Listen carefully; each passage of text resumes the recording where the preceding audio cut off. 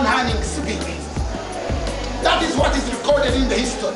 The whole year the Kawaka just met one bearded, smelly white man.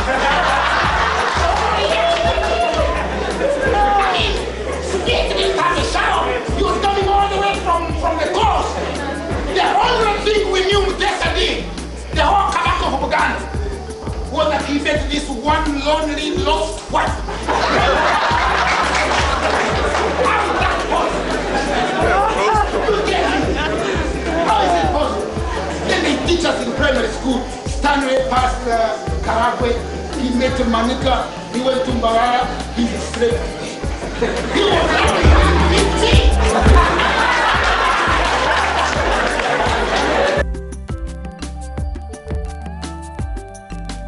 But because my life was the Bible, and the Bible of our people depended on it, I had to back up.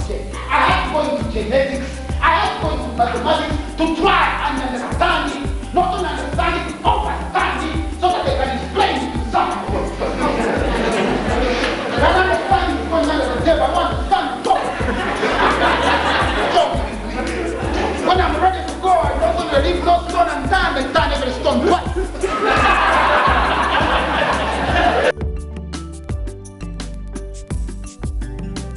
Your ancestors in the world that you created were able, with very little knowledge, they didn't know the European, they didn't study the Middle nature.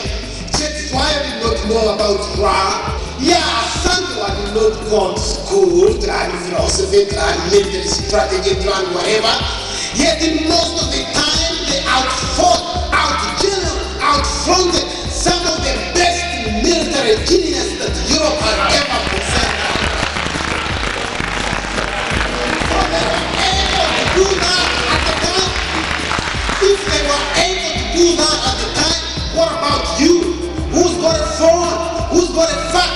You don't only have a phone, you have a fax and a mobile phone. Every 5 seconds, a child is dying of malaria in Africa. Now, to get the dose of life-saving anti-malaria is about $5. But there is no government to give anti-malaria.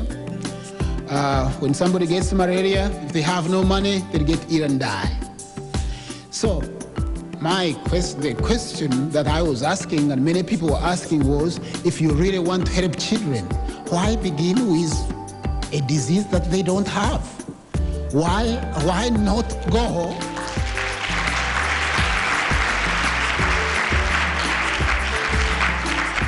Why not look for something that is killing them? This is Oxford, Cambridge, where you go to get this degree, where you get the first degree, which is a BA, bachelor's degree. You know, they don't believe in marriage. So they don't, you know, the only thing they can give you is a bachelor's degree. You know?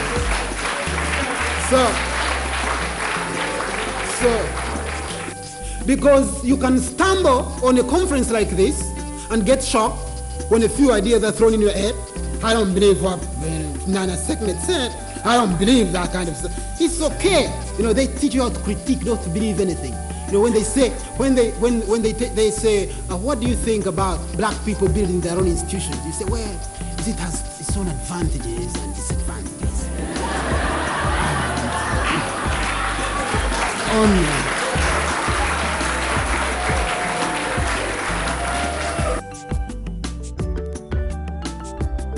The high culture of Egyptian civilization that starts around the Nile Valley eventually ends up here in the Giza Plateau, in the pyramids of Giza, one of the highest high technical civilizations that African people put together, starting all the way from Uganda, covering present-day Sudan, and going up here in Egypt.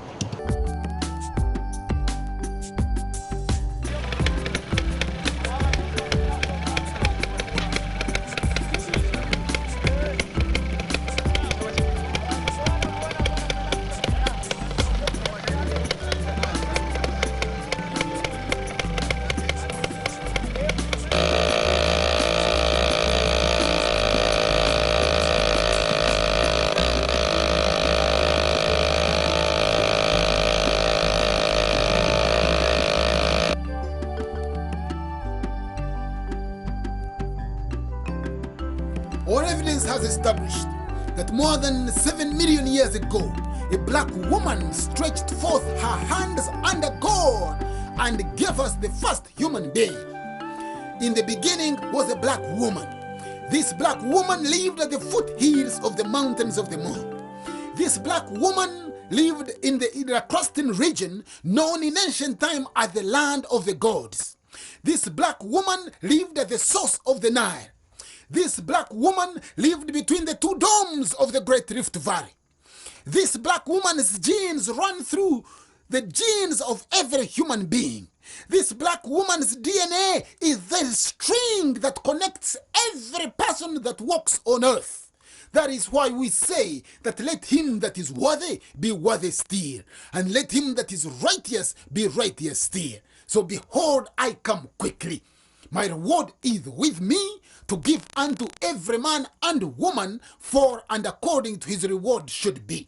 For in the beginning was a black woman. This woman gave rise to a human. Never was a time when a black woman was not. Never will be time when black people will cease to be. Because we are eternal, my brothers and sisters.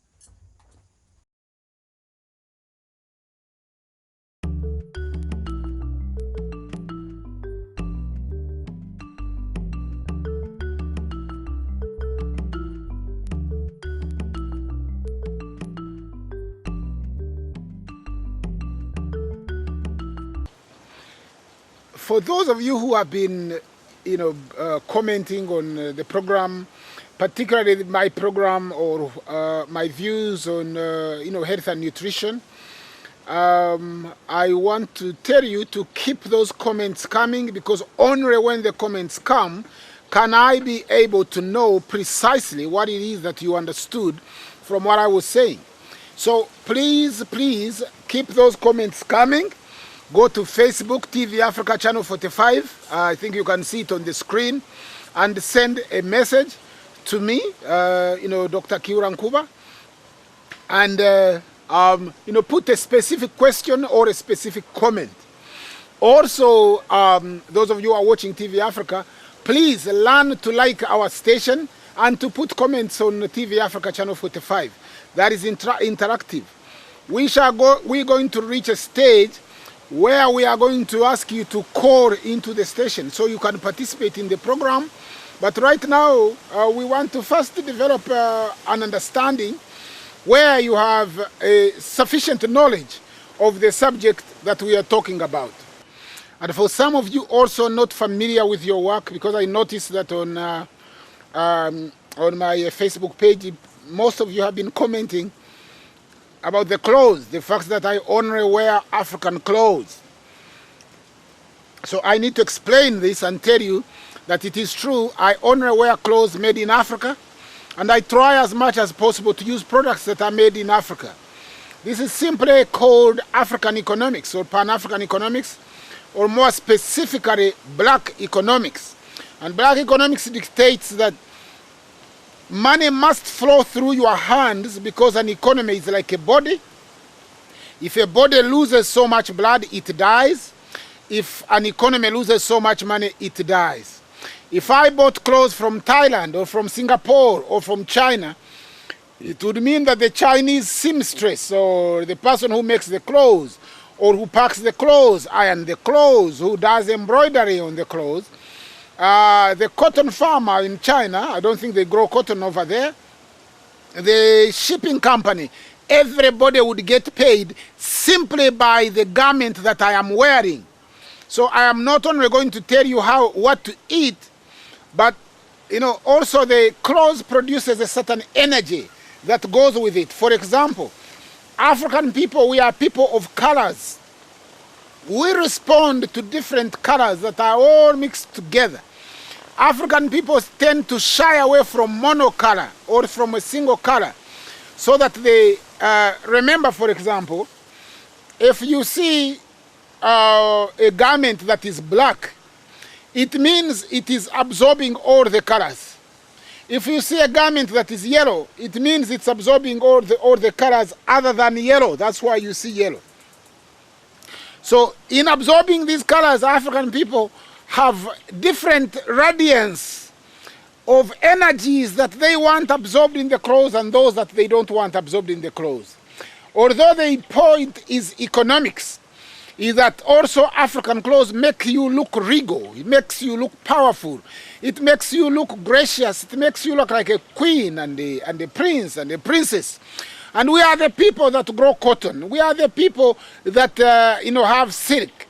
So there is no reason an African should be struggling in a second-hand garment made in Thailand or some clothes that has just come from Canada. Because after all, the cotton comes from Africa and it is then taken, to these countries, and after they have dealt with it, then they send it back. Now, there are some things that are really shameful, African people. Things like underwear, bras. How are you going to wear a bra of somebody who is, who you don't know, a second-hand bra? How are you going to wear a bra or an underwear of somebody from Europe? Let me tell you, there are some populations in Europe and America that sleep with dogs and sleep with cows and horses. I am serious. This is not a joke.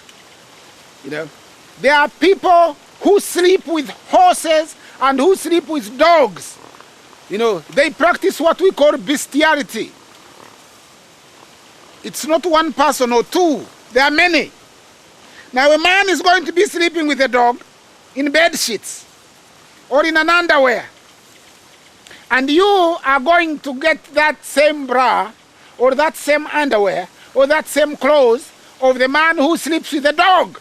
If you think I'm joking, that men don't sleep with dogs and they don't have horses as girlfriends and actually sleep with horses and allow horses to sleep with them, stallions and mares, sleeping with men and women in Europe. That happens. So take a simple look at this. Hope everybody likes onions. So, everybody else asks. I haven't heard. What was your first experience? Well, actually, it was kind of interesting. I was house sitting for somebody, watching their dog and their birds and their fish and stuff. Mm-hmm. I was maybe 10, 11 years old. I don't quite remember. So I went skinny dipping, and one day I bent over to test the water. You know how you do. Just bend over. Yes, it's nice to know how cold it is. Yes, and well, their dog kind of snuck up behind me and stuck his nose between my legs. Needless to say, I was a little bit surprised, but I was like, that feels good.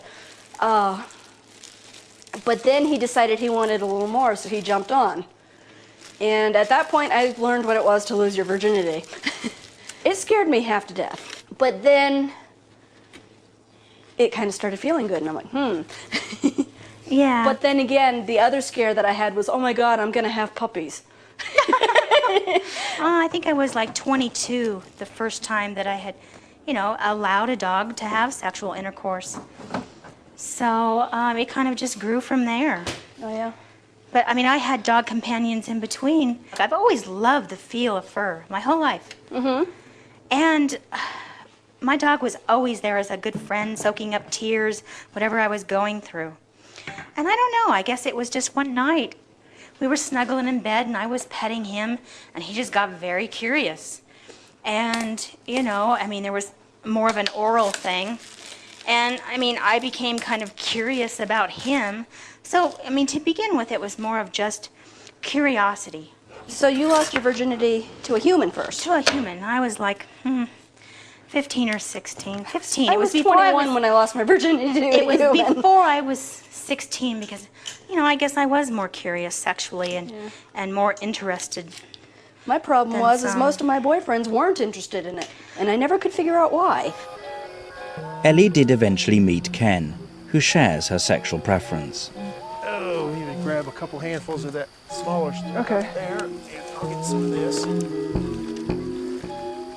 I was technically a virgin until I was 29 years old. I was a zoophile up until then, and I just basically didn't have much interest in other members of my own species as far as a life bond or anything. But when I met Ellie here, we clicked. It was the one person that I felt within a week, probably, after I met her, we were meant to be together. There you go. Come sit over here. Ken and Ellie met through a zoo friend on the internet. After a few weeks, they arranged their first date. Well, the first night that he came up to visit me, I took him down to the barn to introduce him to some of my horses and some of the other horses that I enjoyed at the barn. And I took him in and introduced him to my miniature stallion. And kind of, I don't know if it was subconscious, I was very nervous and kind of wanted to do the shock factor, as it were. My miniature stallion was dropped and masturbating. When his penis is dropped and he slaps it on his belly, they call that masturbation for stallions. And so one thing led to another and I couldn't resist, so I bent down and started sucking on him. And then he tried climbing on top of me, so the next thing I know, my pants are down and I'm bending over for him and I'm like, excuse me, I can't resist. And I guess part of me said, okay, either he's for real and he won't mind this, or he's not for real and he's going to be totally freaked out by it and run. Obviously he didn't run. No, actually, I was very tempted at the point to have sloppy seconds. It turned me on. It was so erotic to watch this, and just the whole thing. And it didn't shock me at all. In fact, I was like, "This is pretty cool." I think I found somebody here that might be on my plane here, and it went from there. And here we are, married. Yeah. Well, I have vaginal sex with my miniature stallion. He's not a whole lot larger than most humans. He is a bit bigger, but not uncomfortably so. I like to suck on him orally, and he especially enjoys that. I have anal sex with the miniature stallion. He penetrates me, and it's pleasurable, but it's not real intense. It's like I said, the pleasure that I get from it is more from knowing how much he enjoys having sex with me. He tends to tell me about it. He talks a lot. He grunts and wickers and blows in my ear, etc. And that is very erotic to me, more so than the physical sex. When he's courting me, as it were, trying to entice me to bend down or kneel down, he does a lot of, I call it a hubba hubba. He just kind of goes and makes this little hubba hubba noise to me, and then once he's in, I mean, for every stroke that he does, he makes this big grunting noise, and then when he orgasms, he makes an even bigger grunting noise. And he tends to like to hold on with his teeth, and I actually have some scars on my back from where he's bitten onto me, just hanging on. They do the same thing with mares when they have sex. So that is why you must wear clothes that is made in your country, that is made in your culture, or that is made by your people. Try as much as possible to wear new clothes. Clothes has a certain radiance. Stay away, black women, stay away from fried hair. Do not have hair that is fried or relaxed. Don't go to a salon and have all those creams and all those relaxers put in your hair, because they are so toxic. And as I have said, if your wife relaxes her hair, make sure that when you sleep you wear a mask. Don't breathe the fumes from that hair, from that sodium, sodium hydroxide. It is so dangerous and it is so toxic. You might as well breathe Zycon, the gas. It is very, very dangerous. So some of you women, if you see that your skin or that your hair is being affected, or that your skin is being affected, it is probably what you are putting in your hair. Secondly, do not bleach.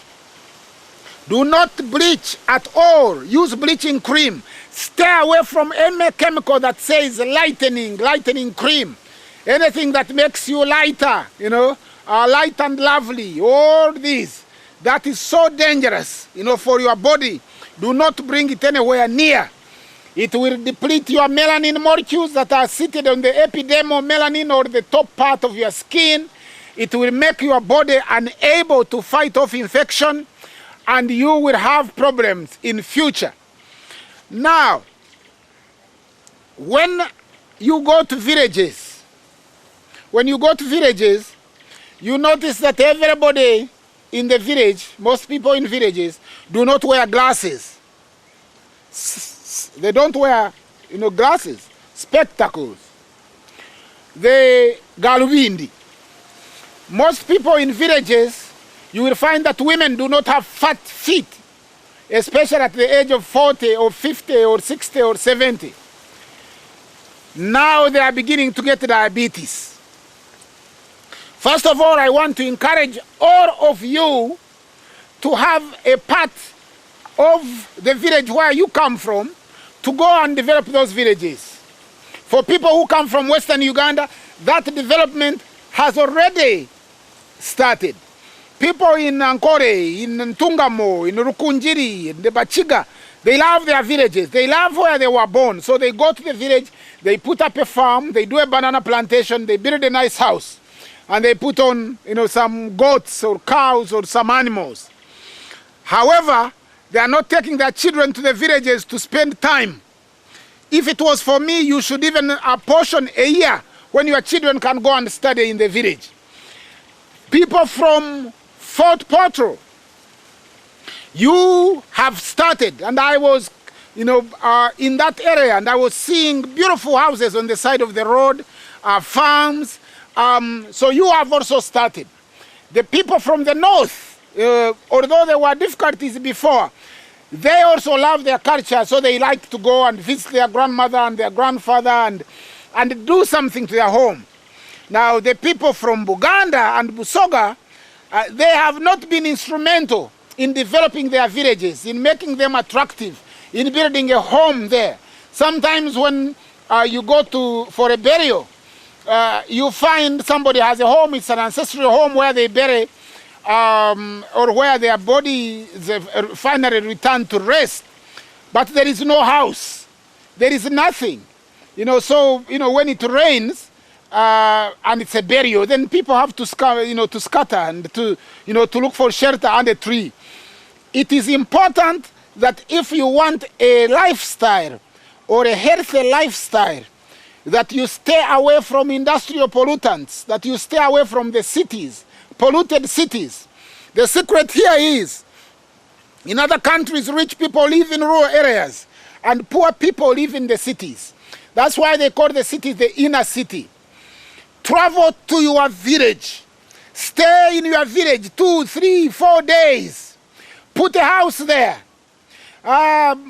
Develop land around it. Grow some food so you can eat organic food.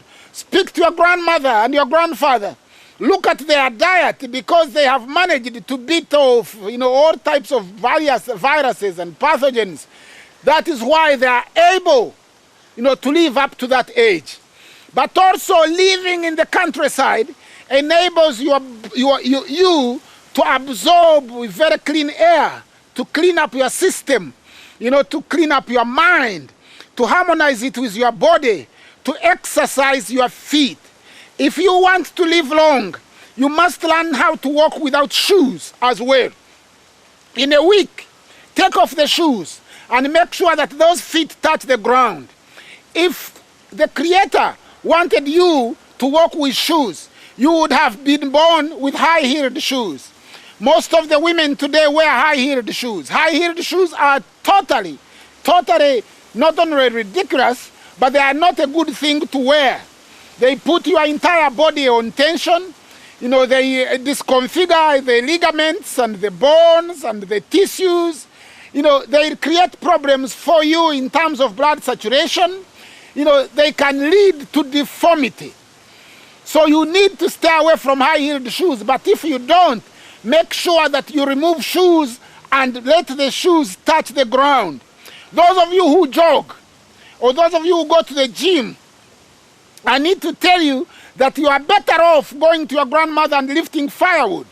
You are better off going to your grandmother and milking cows and exercising, your hands. You are better off peeling matoke or, getting a hole and dig in some maize or exercise your whole body. The body always moves in a harmony. The body always likes a rhythm. That rhythm that you have in a gym is artificial. It is not good for your body. That things, that lifting heavy things just with your arms is not right. Because remember, when you do that, you will find that sometimes the muscles of your arms or your chest get tense and they grow, but the muscles of the other parts of your body don't, which is also a dangerous thing. So learn how to exercise by doing work. Don't, what is the point of wasting time in a gym when you can waste time in a garden? It doesn't make any sense that you should wake up in the morning and go in a gym. You'd rather spend a weekend, travel to your village, get a hoe and grow beans and grow matoke and grow bananas and work all day. Because then your mind, your body, your spirit, your hands, the exercise, the rhythm, or go and do voluntary work on a building, carrying things, or go to winnow and lift things for somebody. That is more important, for the health of your body than the health that you are subjecting yourself to when you are going to a gym. So I have said that please try as much as possible to develop your villages, to develop where you are born, to make it beautiful and to spend time there. Make it a point to grow food there, to help those who are harvesting. The exercise of harvesting, for example, involves you in this kind of rhythm. The exercise of harvesting maize, the exercise of carrying water on your head or carrying grain on your head. The exercise of lifting involves a natural rhythm that was created to put your body in its proper shape. But the exercise, of holding on something, jogging, is unreal, especially if you are wearing your trainer shoes. If you are going to do that exercise, at least have bare foot. Bare foot is good and is essential for your blood saturation. The way to cure diabetes, for example, is to walk barefoot. If you have diabetes, if you have high blood pressure, make sure that you walk with your feet and keep increasing the amount of distance that you are carrying. That is very significant. Barefoot. Let your foot touch the ground. Let your foot touch the earth. Exercise. The best shoes to wear are, of course, sandals. If you wear sandals, sandals are good. But in some time you must leave these sandals. Go to a marshland or go to, where there is a river. Let your feet be in the water, for a while. So that, remember I told you, your body is 75% water. And it needs water every day. It needs to be nourished just like you nourish a cabbage. It needs to be nourished or to be given water just like you give water to a cow. It is surprising that some of us give water to cows, we give water to goats, we give water to chickens, but we don't give water to ourselves. The benefactor, the philanthropist, doesn't have philanthropy for his own body. Before you give water to a dog, first give it to your children. Before you give water to a cow, first give it to yourself. Before you give it water to chickens, first give it to your wife or to your girlfriend. You must have water. The body is made of 75% water. The earth is almost 75% water. We are all surrounded by water. So we must have water outside our body and inside our body. We must have time when we spend time in water or walk in a river or in a spring or in a marshland. That is important. Now, I have also emphasized, and I can't emphasize this more, that have time when you go to your village and spend time in a quiet place, where there is no noise of cars, no noise of people shouting, no noise of bicycles, no pollution, no smoke, no smog. All the things that surround you in a city, stay away from them and spend time in the village. Consider that as spending time in a hospital. The hospital is a place where you go, to get ill. But if you have a village, you can consider it your hospital, because in there you will find things that will make you better. Secondly, stay away from plastic. Plastic is the worst thing that can surround you. Do not at all, at any time, eat on a plastic plate. Stay away from plastic plates, plastic cups, plastic caveras. You should not allow plastic caveras in your compound. I noticed that people burn these buveras. They burn them. Now those fumes perforate the whole area. Remember that plastic is made out of oil. And the fumes from that oil is really very dangerous. Just breathing those fumes will cause you severe health problems. So stay away from a plastic plate. When you eat on a plastic plate and you see that color disappearing, then that is disappearing in you. Plastic causes cancer. The plastic is carcinogenic, which means it causes cancer. Do not drink water from a plastic plate. Do not drink water from a plastic cup. Do not carry your food in plastic. I know it is also shameful that we have now started wrapping our food in newspapers. The newspaper has got newsprint. Imagine somebody fries fish and then puts it on a newspaper. Not to mention that that newsprint, the ink that the newspaper has traveled in various places that you don't know. It was in a toilet. It was in somebody's office. A dog sat on it. But you are still eating on it. You are still eating on it. Please, stay away from food wrapped in newspapers. Stay away from food that is in a plastic bag. If you get fish and put it in a plastic bag, if you get fish and put it in a newspaper, that ink or that dirt will stick on the fish. And now you go and eat that fish. Of course, I have told you that of all the fish that you are supposed to eat, the only meat that you can eat is fish. Now, the fish in Lake Victoria, most of the sewage is poured raw in Lake Victoria. Raw sewage. When you go in a toilet, part of what you put in the toilet goes to the lake. That is the development that we talk about when we say, Kampala is developed. Now, most of this, which goes to a lake, is then eaten by fish. And you yourself will come and eat the fish. So you are really, turning fish into fishes. So that is why you should keep a distance between fish, although fish is very good to eat. If it is fish from a pond that you control, or fish from a spring, but Lake Victoria fish, there is a lot of question marks. Also, if you work in city planning, just remember that people now are digging septic tanks. There should be laws that control these septic tanks. Because if you dig a septic tank and that septic tank leaks, it means that whatever it is leaking goes into the water table.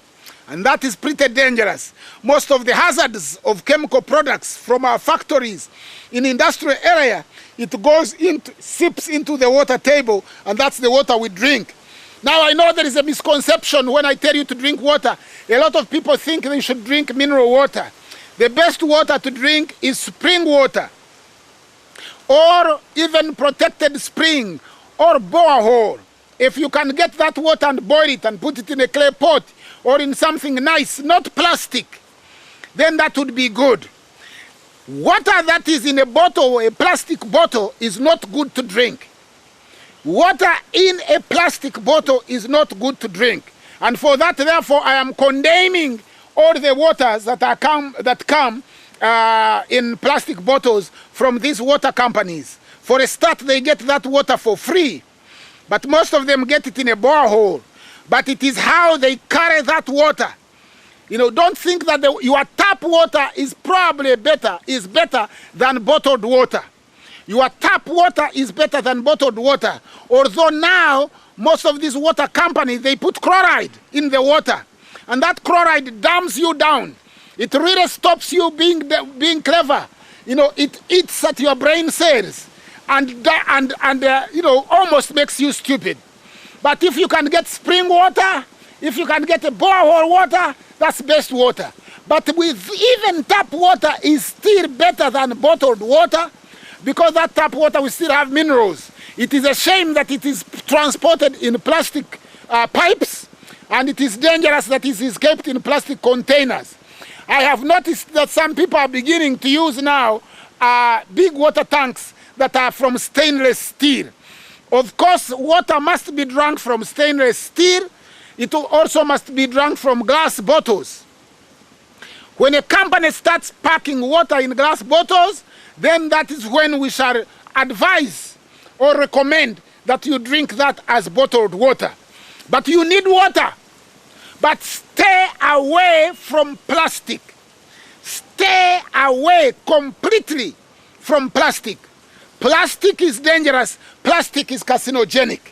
The other thing that you need to know is look at the environment where you live. It doesn't matter whether you live in a slum. It doesn't matter whether you live anywhere. But make that environment look good, because if there is buvera near you, and the sun is hitting on that buvera, they will evaporate some fumes. That odor, when you breathe it, it will affect your lungs. It will affect your children's lungs. And that is significant because the children's brain is still forming. The children's brain continues to form up to age 7. And it will continue developing even up to age 13. Now, at that time, you don't require this child to have anything or to drink something or to breathe something that is not good. So don't only look at your house, look at the environment. Look at people who throw buvera. Let them lift that kavera and take it away. Or you lift it and take it away. Don't sleep near rubbish. Chase away people who have rubbish near your home. Make sure that you make your home, your environment clean. It doesn't matter whether you sleep in a slum. That slum needs a toilet. Don't allow anybody to have a dirty toilet near your home. If it is a toilet of your neighbor and it is smelling, go to your neighbor and advise a way where you can clean it jointly. But don't let flies come from that toilet into your compound, because those flies will sit on your food and then you know what you are eating. Most of these so-called childhood illnesses, they can only be perfected, they can only be removed if you give the child a living environment. Remember the principle that we have told you of the bitter, the better. This principle applies to a child. A child must be given bitter herbs. The recommended one is if you can get a eucalyptus tree that has very big stem, and you remove the husks or the skin, and you boil the skin together with mango leaves. Mango is a beautiful thing. Most of you, when you eat a mango, you remove the skin. But the skin of the mango is the best thing you should eat. The skin of any fruit is really what you should eat, because it contains the best ingredients of that fruit is from the skin. So eat the fruit and eat the skin. But mango leaves mixed with the skin from eucalyptus is a very, very good thing, to give to a child. Don't give your child antibiotics. Don't give your child, self-medication. Make sure that don't give the child Cerelac or formula milk. Formula milk is equivalent to poison when you give it to your child.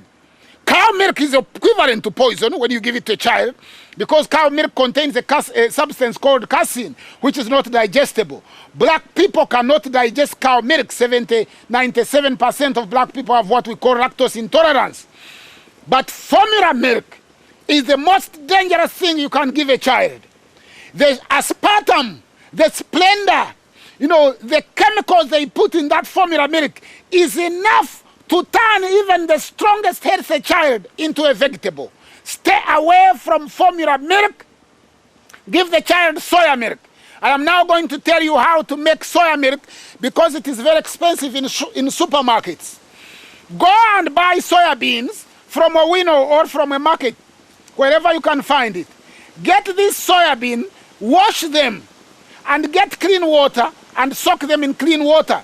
If, for example, you have 2 cups of soybean, put 4 cups of water in a pot or in a saucepan, and sieve them. Let them sit in that water overnight. In the morning, you'll find the beans have expanded. Now get those beans and put them in a blender and blend them. As you blend them, you'll see milk being extracted from the soya. Then get this milk and the beans, put them in a pot, add some water and boil. When you boil, the dregs settle at the bottom and the milk will remain at the top. Sieve this and get that milk and give it to a child. It is as good milk as any. It is pure milk. It is good milk for your child, and you can use it for anything, except I'm telling you, do not put sugar. Do not put artificial sugar. So you can give your child soya milk. Remember the process. Buy the beans, soak the beans overnight, blend. If you can't blend, pound the beans. As you pound, milk will come out. Add some more clean water. Boil the beans so that all the milk is extracted. Sieve and have your soya milk. That milk is so good, and it doesn't go off. It will even stay for quite a while. Now, the other thing that you can give a child, a young child, or you can give yourself, is obshera. Millet porridge. Millet porridge is good, and you can start giving it to a child even from as low age as 3 months. But remember, when you breastfeed, aim at breastfeeding for at least 2 years. Even when you don't have milk, keep breastfeeding. There are certain foods that you can eat as a woman that will increase, the amount of milk. Things like a gobe, most bitter vegetables will increase the milk. There is particularly a vegetable that looks like dodo or kalalu, which is red. When you eat that, and also, of course, obshera, which is millet. Now, of course, when you give millet sits high at the nutritional table. It has almost every protein, every zinc, every calcium that you can have, millet and sorghum. But when you give it to a child, put it on a sieve. Look for a sieve with very little holes, sieve it and give it to your child. Do not at all put sugar in that millet. Do not give formula milk. Do not give your child, Irish potatoes. Just make sure that you give the child millet, for the child and for yourself. Now remember that I've said in nutrition there's nothing white that is right. So even posho is not right, especially the posho that has the skin removed. The posho that has no skin removed is okay. It's okay to eat. It is not as dangerous, of course, as drinking cow milk. No. But it is not as nutritious as millet or as sorghum. I am putting my hands on obshera, millet, and sorghum as a drink that you must have in your home. You must give it, particularly the sweetened one. If your children like sweet things, you can buy it sweetened. Sorghum porridge or sorghum juice, millet juice, and millet porridge. Those are the things you must have in your home. Every culture has got millet. Every culture has got sorghum. However, where you prepare it, no culture puts sugar in their sorghum or in their millet. And don't add it. Don't be like the Somalis or the Sudanese that cook every food and put sugar in it. A Somali will cook meat and put sugar. A Somali will cook vegetables and put sugar. A Sudanese will cook beef and fish and put sugar. That is the most dangerous thing that you can do. Stay away from sugar. From sugar. Any form of sugar, stay away from it. Any processed sugar, stay away from it. Any sugar, stay away from sugar. Sugar is not good for you. Sugar is not good to eat. Sugar is not good to drink. Sugar is not good to put in your juice. Do not spoil the nutritional content of your juice by putting sugar. These tomatoes are known as cherry tomatoes. Cherry tomatoes. In Buganda, I think they call them maraya. In Ankole, they call them nyanya. Yeah? These are really the tomatoes that a person should have and a person should eat. Now, the Baganda called them Malaya because you can throw it anywhere and it will grow, which is really, they should be called angels, angelic tomatoes, you know, or Malaika. So let's call them Malaika tomatoes for now. They are quite different from the tomatoes that you eat. Those tomatoes that you eat are not good to eat at all because they require organophosphates, organochloride. They require ambush and Agent Orange, which is very, very hazardous, which will give you cancer and all the other related health problems. Look for these cherry tomatoes and grow them in your home, grow them in a tin, grow them in your village. Spread these tomatoes, eat these tomatoes, cook with these tomatoes. These are the right tomatoes for you. These are the right tomatoes you should grow. White people have taught us that everything bad is African, everything good is European. In Congo, the salt that is mined by our people is called chumve ya Chisenzi, which means African salt is the salt for the foolish. Now, the salt that is processed by white people is called chumve ya Chizungu, of course, good salt. But that chumve ya Chisenzi, like the salt from Katwe, is really the salt that you should eat. Forget about the thing that they say there's no iodine in it. Iodine is not required, you know, by your body. Iodine, the natural iodine, you can get it in other, you know, products. You don't have to get it in here. Now, I am going to tell you, those of you who are having health problems, I am going to put you on a regime that will take those problems away without you having to pay for it.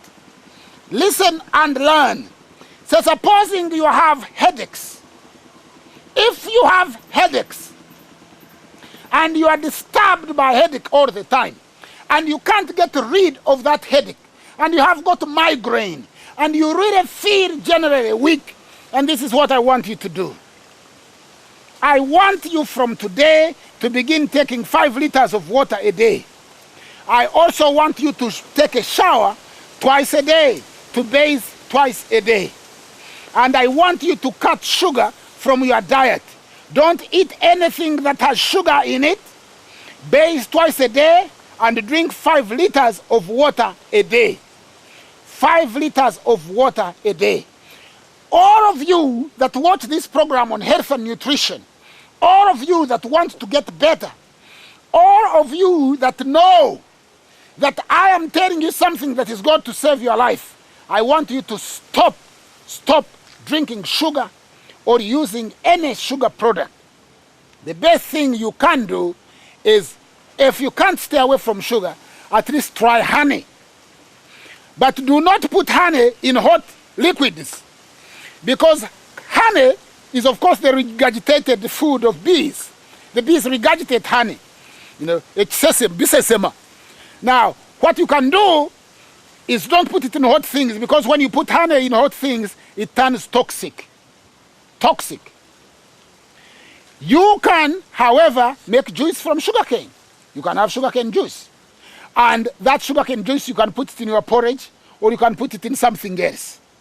But I am telling you, from today, just learn to drink 5 liters of water a day and bathe twice a day. And stay away from sugar. Don't have sugar.